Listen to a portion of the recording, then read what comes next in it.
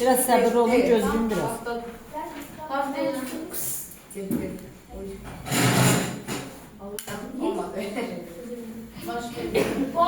Nasıl zirveleri orada?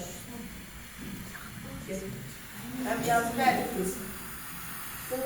Ben bu kadar olur. Artık telefon yanına. Özür dilerim. Düz kitabın önündeki o demeli. Odur, ben. Elinizi bırakabilirim.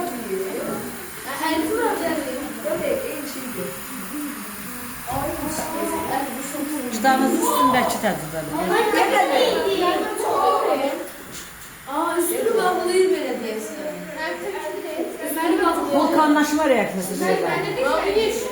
Benim o şişemi yeri koymuş ki. Elime koymuş o şişemi. Vulkan kimi görsən? Maraqlı olsun ya. Ne oldu sönmedi? Baba, şunu yandı.